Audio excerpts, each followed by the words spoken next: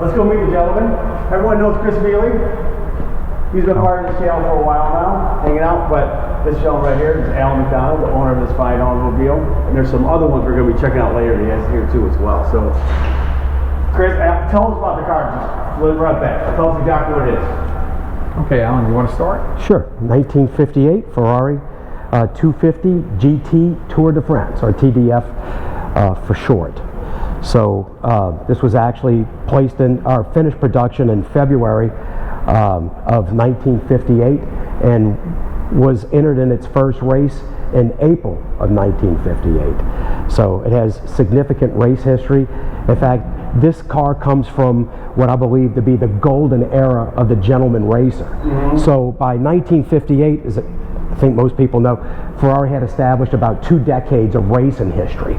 So now, in about this period of time, you had wealthy businessmen, industrialists, etc., that were enamored with the racing, but they had day jobs. So they would purchase a car like this to enter in a race. It's probably no different than today's Ferrari Challenge Series. There we go. So they were racing button-down suits and stuff. They were. Yeah, racing suits were kind of, the thing yet. So, but, because, that's what's fascinating. This is a race-winning car. It is. How many races this, and we know how many? Exactly 30. Exactly 30? Correct. That's a great number. Now let's talk about the significance of 258, the number on here. One that is hand-painted on there. It is just, if you look at it, you see the brushstrokes. It's really cool how they do that process. It's incredible how they get that done. But what's the significance of 258? So this car, actually, we had to pick a race because we wanted to do the Classic K certification, and we wanted to put it back to a car, actually the car as it raced in period with one particular race. And it had different races. It had bumpers on it. It didn't have bumpers. There was a couple of the numbers where, for whatever reason, we didn't have enough photographs of the car, but we had a whole photographic history on the car. But when the car ran in 1959 at the Coppa della Casuma, that's the way the car is set up today. Fantastic. So was this built just as a racetrack? Oh yeah.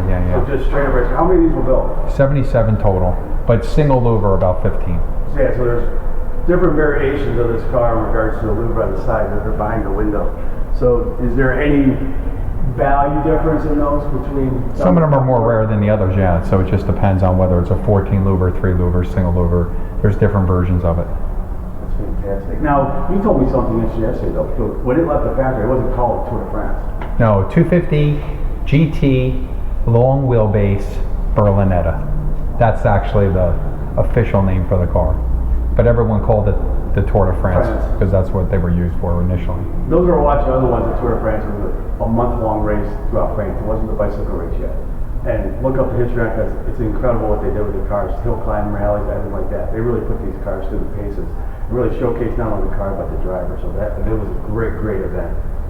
So tell us some more about the car in regards to what makes this car so special, unique. Because this car is incredible. It's probably one of the finest ones out there. So this car actually, I saw this car a couple years back. It was in Kissimmee at the auction, and it was in need of some work, but I thought it was a good project. Allan was looking to do a project car, and I said, look, let's go ahead and make a move on this car, ship the car back to Italy, and we did a full restoration with the renowned shop of Bechelli and Villa. Mm-hmm. So we worked with them, we worked along Ferrari Classic K, we worked with some other people as far as the mechanical, the trim work with Zanazzi. Zanazzi actually assisted obviously with the mechanical as well at DR Performance. And we all worked together, and it was great. We had help from Marco Arrighi, who you know from when we worked with the Bachmann collection. Mm-hmm. Emiliano was involved helping us as well. So we had a good team together, and we put everyone together, and quite a bit of traveling back and forth to just get all the provenance history on the car and to obviously put the car together exactly how it was. So if you want, we can go ahead and we can do the full runaround on it. Allan can show you the inside, outside. We can show you the mechanical side of it. Okay, Allan, was this your first classic Ferrari? Well, no, it was probably about my fourth. Fourth, okay. Correct. All right. What drew you to it, though? What was obviously it's absolutely stunning, beautiful Sure. car, the race history. I mean, it's, it's the one to buy if you buy one. Yeah. Well, I kind of had a rule of thumb. I always thought that I would never buy a car older than me. So this is the one exception. So it beats me by a few years, so maybe it makes me feel good. I don't know. There you go. But yeah. So, I just believe the body shape overall is timeless. Yes. And, when you think about it, this was the first variant of the 250 that led to the 250 short wheelbase, led to the 250 GTO. So that was the genesis of both of those famous cars. Yeah, it kicked off some very significant, actual unbelievable Correct. cars. What's the significance of the triangle on top of the Grand Pander? The Italian flag. That's the Italian flag, that's all. Correct. So that's what's really interesting about this car, is it gives it a unique distinction, because in any historic photographs in the race video, which maybe we'll take a look at later, this is the one distinguishing mark that separates this cars from most. I mean, I've looked at thousands of old historical photos, and that's very, very unique. That's awesome to see how that separates itself. That's a nice little touch. Was that the factory, or was that the owner? No, that was the owner. Okay. The first owner. Who was the first owner? Eduardo Garibaldi Lualdi. I probably Garibaldi. I got them mixed up. It rolls off the tongue. Right. Look up his history, because he is actually the winningest Ferrari driver they ever had. Yes, he won more races than Michael Schumacher. So, but he's correct. Look it up. It's really cool. Okay, so let's get into more about the car. You want to talk about the inside? You want to go around the outside? This is your car. Yeah, let's talk about the inside first. All right, let's go on the inside. Sure. So what's the color on the leather that is called? Koyo. That's an interesting nice skill. I like the darker in that color. It really pops. I love how they have the contrast too with the carpets to the leather. Well, when we were restoring the car, I really struggled with the color selection. So it was originally Rosa Corsa, but when we looked at it, it was actually Chris's suggestion that we go with this darker red. It provides more of an elegance to the car. It stays with the true Ferrari race and red. All race cars from the factory were red. He can tell you, my favorite color is blue. Anything I get, I just want to paint blue. But that's not very authentic. And again, Chris suggested the Koyo because of how the two colors play off of each other. Yeah. And it's really a dramatic look. But some of the finer points are, say, the finish on the dash. It's called a crinkle finish. Yeah. So when we purchased the car, the crinkle on the dash was actually too large in size. So it was oversprayed, it was too thick, and so we brought it back to Kelly, pulled the dash, and what's interesting is all the crinkle paint that Ferrari sublets is sublet to Bekele Villa. So all the valve covers, and even in the modern cars, etc. Really? So yeah, that was, in fact, that would have been something that would have been a point deduction in a judging had we left the original crinkle. Yeah. I love that. Yeah, the crinkle finishes. I know that's like this one little thing that kind of sets things apart on these cars. I just think it's absolutely stunning. But some of the color combinations weren't correct. All of the padding was black from the factory. So we went back with the factory original color there. This was a factory option color, so the color stays pure to the period. The outline of the carpet, the stitching of the carpet, down to how it was terminated on the edging, was looked after by Marco Arrighi and Emiliano Tokar, done exactly like it left the factory, even to the point to where I believe it was Emiliano, if I'm not mistaken, had found that the rake on the back deck wasn't actually correct. And even though most of the interior had been refurbished to about 80%, it all came back out. This got all corrected to the exact configuration. That's that fine detail that, you go to the right place, you go to the proper restore, they see that and recognize that, because, that's, getting to how it left the factory and how it was back when it was born is so critical to these cars. It's real important when you got into the tunnel, what Allan's mentioned, and those back shelves and that tunnel hump. The hump was actually smooth. So Oh, this is like right here? Yeah, because over its lifetime, as you know, these cars were raced and they were pushed to the limit. And if you were not winning races for Enzo Ferrari, you were no longer racing his cars. I mean, that's just what it was at that point in time. So it was super competitive. The hill climbs, as you know, you're running on gravelly roads, up hills. Cars are sliding, you know, they're getting a little banged up, and that's what happened. But when the cars were repaired, a lot of times, they didn't do it exactly how it left the factory. We went back to exactly how the car left the factory, including the interior color, including the exterior color, with the period correct photos is what it is. But when Allan purchased the car, it was more of a Rosso Corsa leather, and the interior leather, although it looked beautiful, wasn't the exact hides that were used in 1958. So we had to make the car exactly how it was. Because the interior actually looked beautiful that was on the car, but everyone said, hey, you're going to rip that whole interior out? I said, yeah, because it's not exactly as it was. Yeah, no, I mean, that's what, you know, when you go back to special documentation, you know what, I mean, just, is the attention to detail, which we'll see later, all the awards this car has won, in regards to that elevated above other versions, just makes it that much more special, because it's, no, this is how it was when it left. And it's just a beautiful, beautiful color combination. How are those seats on like a nice little jaunt, long distance drive, those seats comfortable? They're not bad. Yeah. Not bad at all. You know, they have enough support. I mean, you can see there's a lot of padding on it. Yeah. So it's got great side bolster too, so you're not going to be sliding out. Right.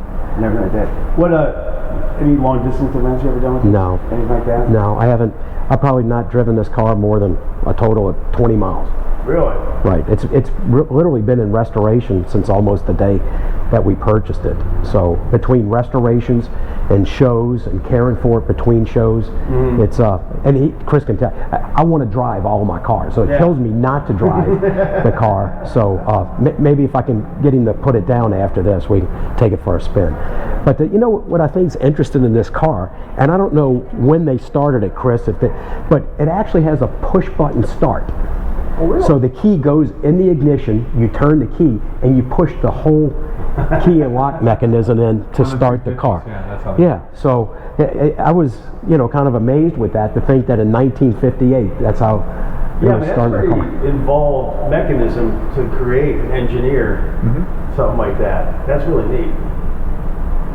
So what else, you know, obviously story-wise, and you know, this car, it was a race car.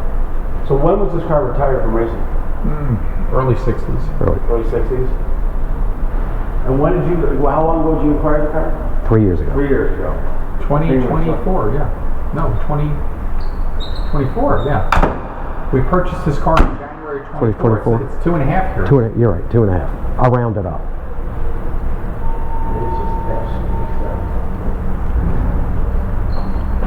I always wondered about you. You might know this more, Alan, you might know it as well, but I'm curious, why the Ferrari wire wheels back then? Because you would think that would, especially for racing, it can't be as rigid as... That's a good question. I really don't know, but I know that the Ferrari wheels are what they had originally on the car. This is exactly how it left the factory.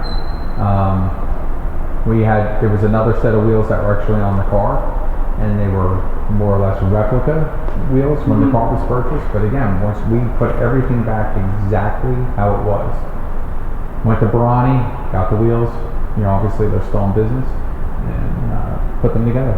We had one speculation. It was purely airflow. I remember talking with Marco Arrighi about that as to why. Correct. Yeah, that would make complete sense, getting that air through there. I mean, everything that was on the car, because it went through different people over its life. So it was Classic K certified years ago, 2014, and then it went to like 1 or 2 different owners. And through that time period, the drums were replaced with aftermarket ones. They looked perfect, but they were aftermarket. We had to track down the original drum brakes from another car. You know, again, it was just trying to find all the parts to make it exactly how it was originally. And it was tough to find some of the parts. Yeah, I can imagine trying to, especially the ones that came with the car, the original. It's, you know, they changed hands. I mean, you're talking, you know, $50,000 car. It moved around and everything like that. And those of you watching, I got something really cool. Chris showed me this yesterday. We're going to point it out, but we'll see if you guys can mention this in the comments if you know about the badge and looking at it. If we could differentiate what we're talking about on there between old and new, mention it in the comments. We'll see who's paying attention. Now, obviously, hand painted. Is the shield painted too? No, the shields actually were a decal. They were. So it came inside the books, at that point in time, because to go ahead and paint this would be, just so time consuming. Yeah. So the cars had decals inside the books that you can put them on. So we put them back as a decal, just like it was originally. That's fantastic. So what's unique in regards to, say, the cockpit and driving? Obviously this is not a adjustable steering column or anything like that. So what can you tell us about that? So that it was, how much adjustability do you have in the seat and everything to try and get yourself comfortable in there? Not much. Next to none. Not too much. Well, that's what there's. Just forward and back. Yeah. Well, Is that the original steering wheel? it is. Yeah. Yeah, Nardi wheel. Everything is exactly as it was. I was curious about, I know it's an original wheel and the Nardi wheel. What do you have to do on that wheel, being wood? So, what are you putting on that to keep it? Well, it's sealed. Yeah. But, it's not like it's raw exposed wood, but as time goes on, obviously, if your hands are on there, it'll start to wear off the finish. But the drivers just drove with basic driving gloves back then. To your point, I mean, when they raced back then, it wasn't like they were in big fire suits or anything. No. It was more like a gentleman driver. Yeah. The gloves were a must. Yeah. But something interesting, because I'm short, is that there's no height adjustment in the seat. So my vantage point is literally through the center of the steering wheel. So my line of sight is the top of the dash and the bottom of the wheel. So it frames everything nice when you're going down the road. Yeah, because that's one thing though, it's a big steering wheel. Obviously get the leverage to be able to turn it and get it going. But it's always impressed me that, I don't know if it didn't factor in when they built these and thinking about that. Obviously maybe back then was just, hey, here's what it is, the people in the factory. It just fit them. Talk to me about the tires. I know it's kind of an oddball thing, but are those factory correct reproductions or? Yeah, but the car originally came with Engelberts, but Engelberts are no longer in production. So the acceptable tires, Michelin's. Didn't Enzo have a relationship with some special relationship with Engelbert? That's why he used those tires? Correct. Yeah, there's an old story that goes back to that. This is just spectacular. Let's take a look at the engine bay. Let's look at the heart of this beast. You got a microphone? I gotta take these off first.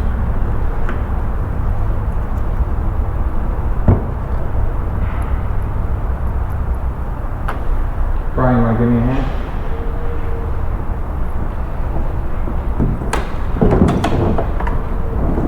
Slide it straight back. Okay, just balancing on your foot. Brian is our hood stand today. Sorry, let's talk about this famous V12. Yeah, I mean, obviously, V12, Weber carburetors, it's exactly how the car was set up. This engine is not the original engine that was with the car. It's a period correct engine out of another Tour de France. Okay. And we actually found the engine. It's actually a funny story. We were looking for an engine. Allan calls me and goes, hey, I saw this engine on Bring a Trailer. It was already sold. And it was only like literally a month before that. So I said, on Bring a Trailer, you can't get in touch with anyone.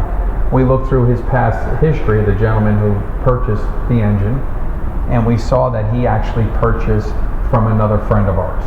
Oh, so there we go. We called the other friend and we said, hey, do you know this username? And he said, yeah, I actually do. Reached out to him, called him up, made a deal with him, and he was using it as a coffee table. He said, look, I'm just going to go ahead and keep the engine, put some glass on it, and make it like something cool. I said, have you done that yet? He said, no. It's just still sitting in the crate that I received it in. So I said, I'll tell you what, we'll make a deal with you. So we went ahead, got the engine, purchased the engine, got it boxed up, crated up, and that's awesome. Sent that engine back to Italy, verified it with the factory. They looked at the internal casting numbers and the internal stampings on the engine. 100%, it was a Tour de France engine. Came out of a sister car, which was a total write-off and was destroyed. I was going to ask that, yeah. The car was destroyed, but the engine was floating around in America. They knew that it floated around back in the 60s. And that other car got totaled. It was like in a GTE or something like that, a 250 GTE. We got hold of the engine, sent it back to the factory, got everything verified. Here it is in the car today. So it has a period correct Tour de France engine, but out of a sister car. Because this engine, the original one that was in this car, had some sort of major malfunction or mechanical failure that they went ahead and they replaced the engine in 1961. And that engine Gone. It's a write-off, yeah. So it probably did something big, like kicked a rod through the side or something big. So at that time, they weren't thinking, nearly 70 years later, hey, these cars are going to be worth X amount of money. Yeah. It was simple. The car has to the car has to go to a race, take the engine out of that car and put it in here or whatever the case was at the time. Yeah, it was a race car. It was like, and no one would think that, X amount of years later, what the value is going to be on these. And you could still obviously Classic K certify the car. Yeah. You just have to make sure that you have the proper components in the car. There's 4 components you have to make sure that you can verify. So the engine, the gearbox, the differential, and the chassis. That's just absolutely stunning. It's a Colombo detail, right? Yeah. Who do you guys have tweak the carbs on this? Because I know that's like a black art. We can do them here, obviously. Yeah. Keith's a magician, but we tune the car perfectly at the factory. I mean, it starts up, it runs like a champ. We'll find some video of it running, and we'll drop it in here, and you guys can hear this thing just breathing to life, because it's just incredible. Absolutely incredible. Thanks for the walk around. Next, we're going to go look at all the documentation this car has, because it is unbelievable the documentation this car has. It is just, you want to talk about thorough, it is awesome. So, next step, we're going to go inside and check out all this paperwork. Alright, now we're going to talk about the documentation and the provenance of this car, because the documentation is absolutely incredible. And so what they were able to assemble and hunt down and get together is amazing. So Chris and Allan are going to walk us through this incredible collection of information, materials, documentation, as you can see, tool rolls and everything like that. So let's start down here, start walking down, show us what you got. Okay, so Allan put together this whole book set. He worked with his son Evan, and they put this whole deal together. So it goes binder by binder. History and ownership, race history, restoration, show awards. And then when we show the car as it is now, this is kind of like the Cliff Notes, which shows everything on the car the way it is. So the photos in period, and you can see that they're in period from that time. These are all the photos of the car. You can see it racing as number 258 in this race. And this is exactly how it's set up. So you can see everything, even the magazine articles and the newspaper articles and whatever it may have been at the time.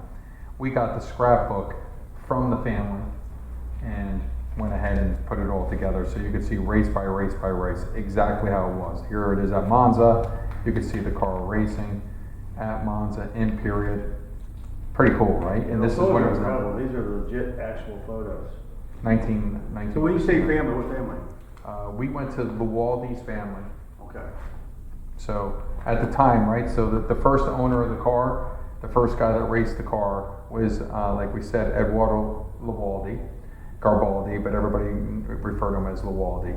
And he was really, really a special driver for Ferrari. He has the most wins ever with Ferrari. So when you look at the history, Michael Schumacher, everyone thinks is the winningest driver with Ferrari. He had 72 victories. Lualdi had 77. And he was, he had car to car to car, and he was always obviously moving up. 1960, they obviously moved up to the short wheelbase. So then, that was the next series of cars. So then these would kind of get handed down in more gentleman class racing. Yeah. But the next driver was Nando Pagliarini, and you could see this is how the car set up as number 258. And the car set up as you see it right now for the race. You have here it is, you can see the date, 26, or here, 7. So you have it here in 1959. Why did you choose that race, that specific one? We had the most photos for it, so Okay. you can document it exactly, even down to the license plate. So you can see it's exactly how it is in the photo, is exactly how it is here. So you have to document everything when you're going to do it. You just can't throw what I say. You got to have it exact. So when you go through these binders and you go again more into the restoration, this is kind of unique. So here's the binder. It tells you everything about the car, shows you everything on the car, everything that was getting done when the car first arrived, how it was. Remember we told you about the interior. Yeah. And it, although it looked good, you know, you had to make everything exactly how it was. And this is, you know, as the car was going through, whether it was completed at what stage or whatever it was. And we got everything exactly how it had to be. And this is inside the shop. And these are just some of the photos. Al, when you acquired the car, to what extent was restoration required? I mean, obviously it looked like it was close, but not close enough. No, when you saw the car, you wouldn't have thought it needed anything. Mm-hmm. But again, it was just all the little finer points, like the thickness of the crinkle on the dash. Mm-hmm. There were some issues with the engine and the wiring harness, etc., that we had to get right with the generator or alternator that had to be kind of rebuilt. Again, some of the body corrections on the front of the car. We did a lot of comparisons with some of the shops for cars that had won Cavallino's awards before, etc. So literally the front of the car was reworked, all the metal work. Oh, wow. Absolutely. To the point to where we actually had to reshape the front of the grill, correct, and make it around the grill. So there's actually a jig that was made to, you know, like just like they would in period, to conform all the metal work to it. So there was a lot. I mean, the restoration took approximately 2 years. So, and again, we had local consultants working with the shop. So the engine work was going on at the same time the body and the interior work was going on. So it was a lot. It was involved. Yeah, there's a lot of pieces in that process to keep in line and in order. And Chris is very OCD, so he loves doing that stuff, being sure everything's being done in the correct order and process. So he's the man to have that done for sure. So what else? Let's go work our way down the line here. That time allowed us the time to assemble all of this, which was that's a good point. Which was great. Yeah, because it gives you to fill it in while the car's there. All right, let's start hunting down documentation for this car because this is incredible what you guys found. So here's the original pouch that you would get with the car. This isn't a replica. This is exactly a real authentic one. But to track this individual piece down, you're never going to find a complete set of photos. I like how the coloration between here to there, from that being over. You can find everything. So we started to look again. When you look at the brochure, and here it is on the 250 GT, and this is obviously on the Berlinetta. You can even see the keychain. Yeah. There's the original keychain. So we had to find the original keychain. You can see it right here in this. That is awesome. I mean, it's still in fabulous shape. Yeah. I mean, when you found that, you had to been like, oh my God. Exactly. I mean, there can't be 50 of those, if that, maybe 20 of those still around in the world, especially in that condition. Same thing here.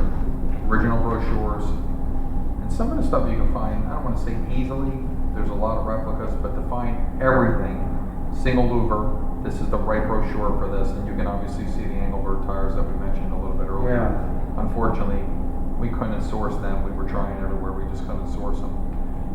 And then again, there's different manuals here, different books that came with the car. This one here, there's 2 different versions of it. You have the main instructions for the vehicle, and then the second one is you have the spare parts catalog. And then they made it, Canetti wanted one, this is referred to as the Canetti one. It's a combination of the two. This gentleman that's here in this photograph, he was the mechanic. You can see this is the car in his garage. We went and visited the family, and we'll show you some more on that. But this was the original book that he had with this chassis number, and this actually has the gearbox settings based on the size of the tire, how this is original notes from the factory for the car, how you would set up the gearbox with what gears, because, you know, again, it went on all different types of races, hill climbs and different types of races. I mean, having that documentation, this history on that, hey, this is what this, it was this, you know, setup wise, I mean, it's just incredible to see.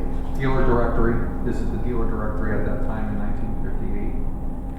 And last but not least, the warranty book. So to go ahead and get a warranty book in period, original, not a replica, exactly how it was, which, as you know, is impossible to find. The original one we couldn't find, obviously. I guess it's no longer around. But to get an exact one to put with the car for the provenance reasons is really important. How much of this did you find? How much of this did you find? We worked together on it. We worked. Yeah. The two of us were hunting this stuff down. Now this is an incredible piece that's in the box. Me and Allan were talking about this earlier. So Allan, tell me about what's in the box. This is known as the racing kit, or the racing tool kit. So all the racers would have kept this in the trunk. And again, you know, when they broke down, etc., there was no crew. It was like they were doing the work themselves. And like you said earlier, in their suits. Yeah. So they would get out, they would put their gloves on, and some of this was actually reseating, you know, for them to reseat valves, to make fine adjustments to the engine. Again, you know, to take on and off wheels, etc. Yeah, what you're able to do with just that minimal amount of tools, right, is incredible. But it kept you going. So That's the key thing. we've only come across a couple of these kits. This is the only original kit that we've seen. I'm not saying there's not. It was really hard to find. This was really down to even the box. So we've seen another 250 with similar recreation tools, but even the box was modern. Yeah. Where this is period correct box. Did you find that over in Italy? Yeah. We Yeah. did. Yeah, all this tool roll. Again, a lot of these are replicas. This is the exact leather from 1958. I mean, it's not a replica. You can see the difference in the replica. It's exact. You can see when you really zoom in on this, it's hard to see, but on the rivets, it's exact. Everything's there from the original ones. So this tool roll wasn't with this car. You guys Wasn't found with this. it. We found it from another car that was destroyed. But when you go see the mechanics, I met with the mechanics. When you go do that, that makes a big difference because they have stuff at the house. So is that specific to the TDF? Yeah. Okay. That's exactly the one. Yeah, exactly what it was. Yeah, it's incredible these cars came, you know, and I was saying you were expected to be able to work on your car yourself. Correct. You know, and that's the beauty of it. You know, it's like, hey, if you break down the side of the road, hey, you fix it, you keep going. Speaking of which, this was an original road marker kit. Was that what that is? That's correct. I thought they were saw blades. Kind of looks like it. But this is what the driver would have put out to Oh, that's awesome. warn of danger. Yes. That's incredible stuff that you can find. You know, you keep looking, you stumble across stuff, and it's like, oh, that goes with that. I mean, that's just, I love stuff like this because it's just incredible.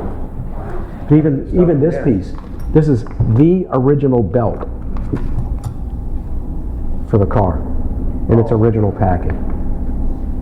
That is cool. That is awesome. This is something to definitely show you though. We put this binder together, Alan put it together, and it has everything here on the vehicle. So when you go in here, and it talks a little bit about the table of contents, the vehicle identity, and we put it all together. But the most important thing, Alan, where's that one sheet that has that Ricambi sheet that we showed, that the last piece that I picked up from him. Remember when we had it that had the invoice and it showed that it left? Which binder is that? I think it's the second one, Chris. The Racing Street? No, it shouldn't have been. Probably in Restoration. No, I thought it was in there. That's what we were trying to decipher. Yeah. Purchase order. Is this what you're looking for?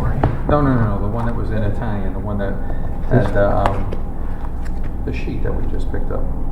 Not that, the one that was just up there, it is right there, perfect. Yeah. Perfect. Yeah, this is an incredible piece of history on the car. The original sheet, so when we went and visited with him, they had it, 0899, here's the car. Now, why would the mechanic have all this documentation on his car? I mean, from He work looked on after it. He just looked after it? Okay.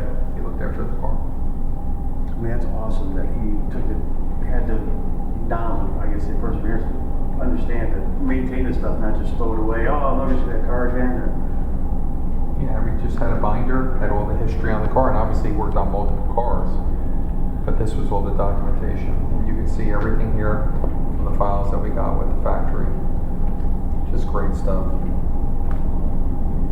Everything. I mean, having all that, having the story, complete story, basically on this car and all this documentation is incredible for the next caretaker. Because they see that, they know this car is what it says it is, where its life, everything it's gone through, racing, everything like that. I mean, mechanical, whole 9 yards. I mean, that's just unbelievable to assemble for the next caretaker, because I mean, that's all we basically are in these cars, the caretaker of them, and someone else gets to enjoy it. But I mean, it's just having this provenance and history of the car just adds that much more to this car. But I think a lot of that was influenced by the factory. Because, I mean, if you've been to Classic K or the archive room, the records on every car, they're amazing. It's unbelievable. So I think a lot of that spawned, people that were around the factory, worked with the factory to be more meticulous with their record keeping. Yeah, I mean, I think that motivated or gave a lot of people that thought, hey, we need to keep, because you do. I mean, it baffles me as you would look at other manufacturers, they just throw stuff away. Correct. And keep it. There's one particular one that's mentioned that's got a bull, but they were very well keeping it. But Ferrari was outstanding. To your point, at the Classic A part, we go in there. I mean, having the stuff where you go there and see what the car was built, who worked on it the whole night. I mean, it's just awesome. Yeah, it is absolutely awesome. This is just incredible that you put this all together over a span of about 2 or 3 years. Correct. Less than 3. Less than 3. Really 2 years. We started the project and we said, look, we have to attack this, and just tracking this stuff down, going to trade shows. What you got a part of the car, I mean, didn't have any of this. Nothing. 0. Wow. It had a partial tool rule with it, and that was it. None of this paperwork came with it. No. That's awesome. So this was all sourced, again, through contacts in Europe. That's outstanding. So now we're going to go and show you the hardware this car's won, because all this put together with the car made this a class-winning car at Cavallino 3 times? It was a triple winner at one show. A triple winner, one show. So let's go check that stuff out. So we're going to move over to the couch and look at this hardware show. All right, guys, like I was saying before, we're going through the table. The documentation on that car is just absolutely incredible, but this is the hardware that this car has accumulated over its years. We're going to kind of go through everything. The one thing I want to start with, this is really cool from Cavallino Classic. This was, you had just gotten the car. Correct. When you guys said they shipped this over to Italy. Was this before you guys did the restoration on it and you guys had to That's participate correct. in the event over in Italy? That's correct. Was that part of the plan, or like when you shipped it over, it was like, oh, hey, you know what, since the car's here, you can check that out. That is just really, really It was. So the car was purchased in January of 2024, and this event was May of 2024. Okay. So between that time, the car went to New Orleans for a while, where I'm from. It was driven for There we go. a little while. It had to be driven.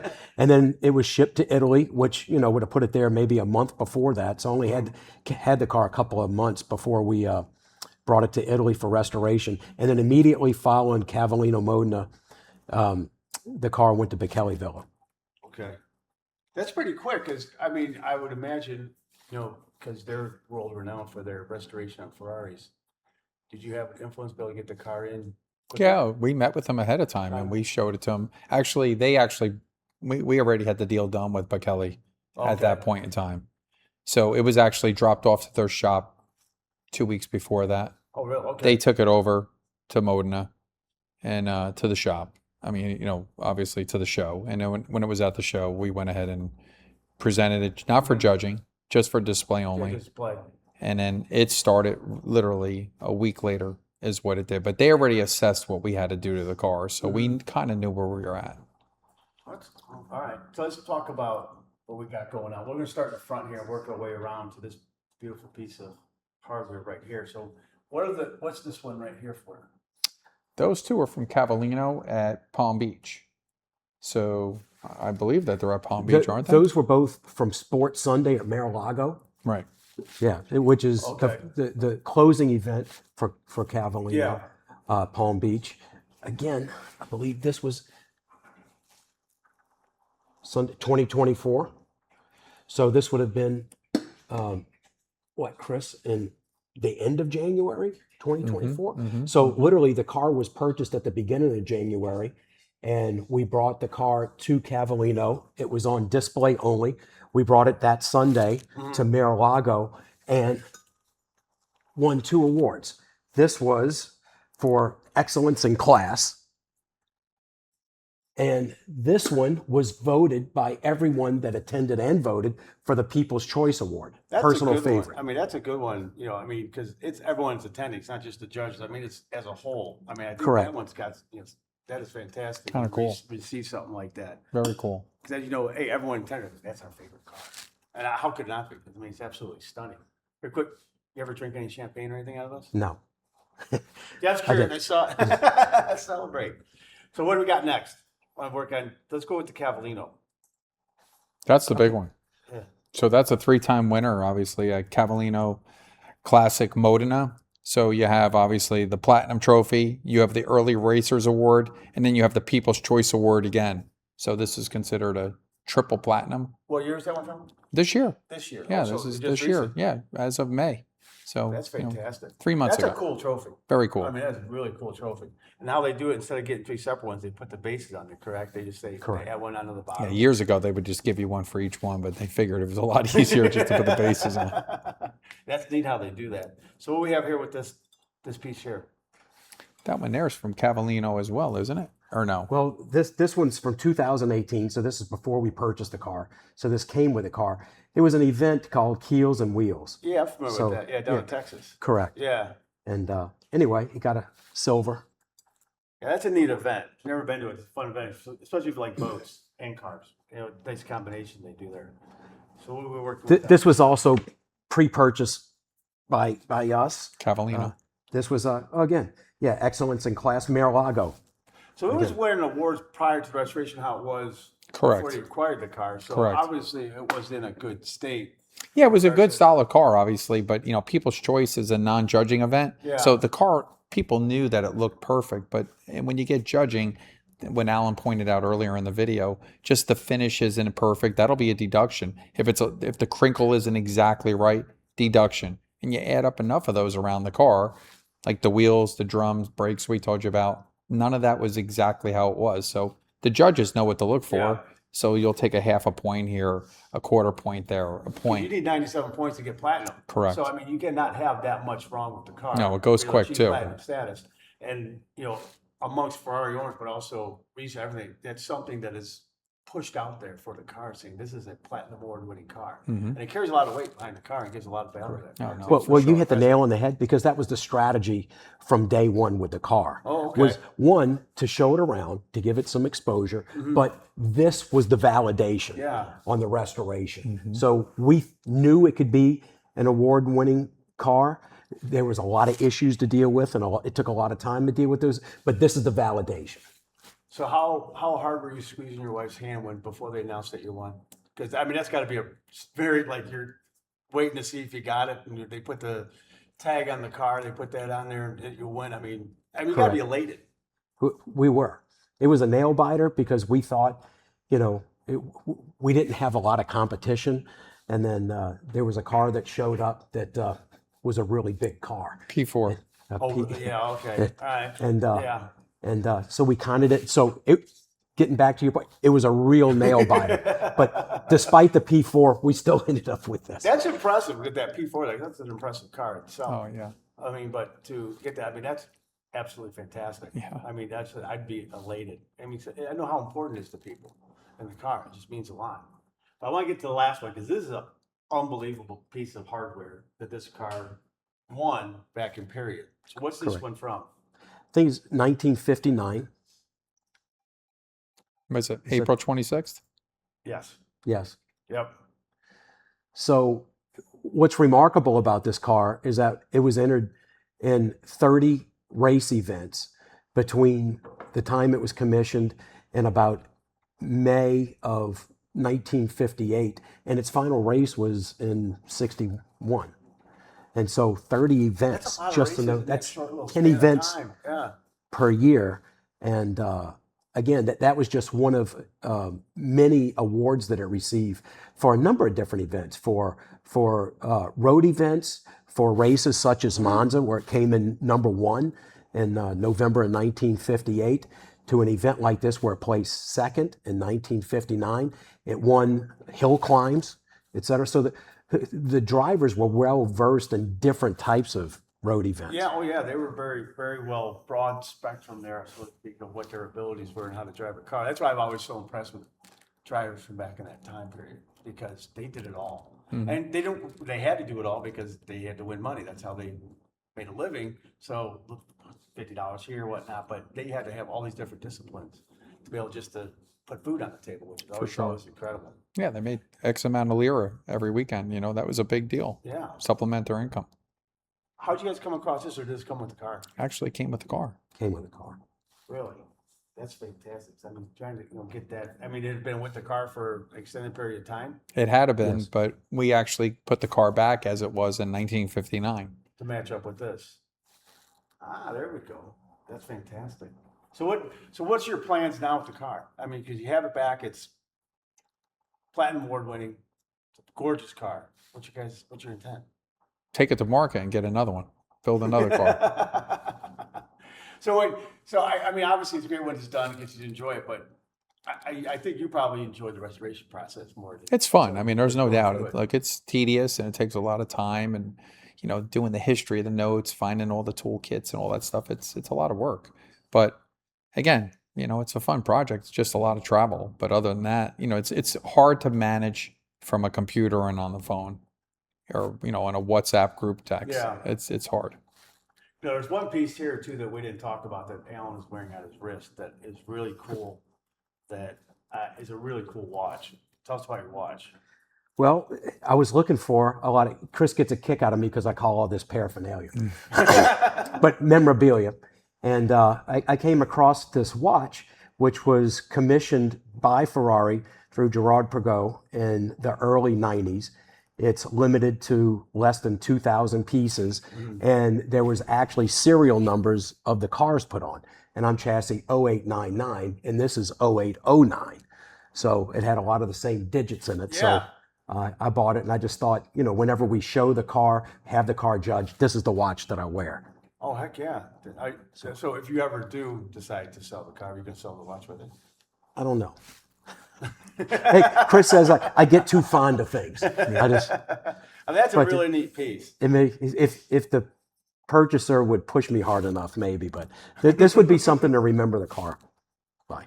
Yeah, I definitely would say that's a great piece to, remember the car by. So if you move that car on, what would, I guess, be the next, choice? Because I know, you have done a few classes, but you get a lot more into more modern Ferraris. But what would, I guess, be of interest to you in regards to what the next project would be? And would you take on something that's more, I guess, involved, something that needs a lot more restoration work? Are you going to find something that, okay, it just needs this, and, it's all the little tweaks in here to get it fine-tuned? I mean, what would you feel? I don't know. I mean, I don't know. I mean, this restoration was really extensive.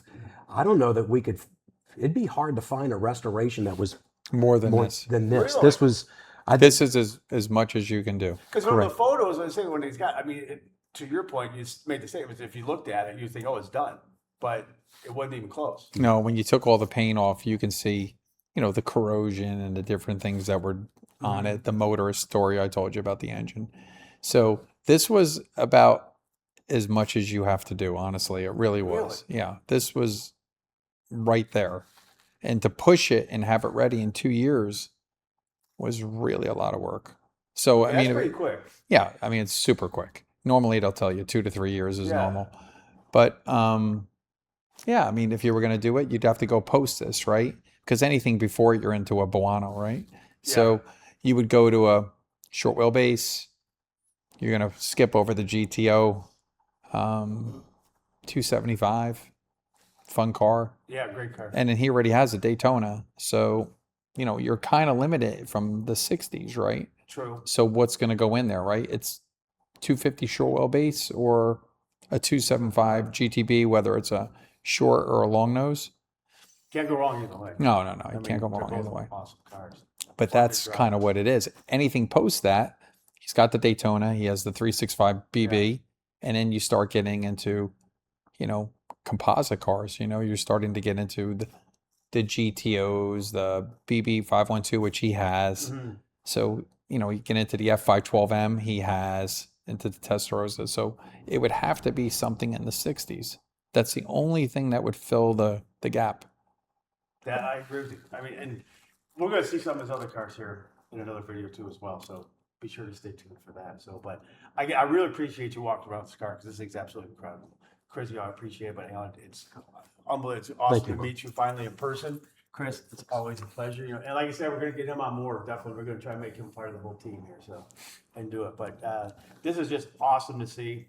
I mean, it's just absolutely incredible. I mean, I just love that car. And it's absolutely beautiful. When I first saw you did some posts on it, and I was on the phone with him, saying, "Hey, we got to do something with that and we're coming down." So it's fantastic. But I appreciate it.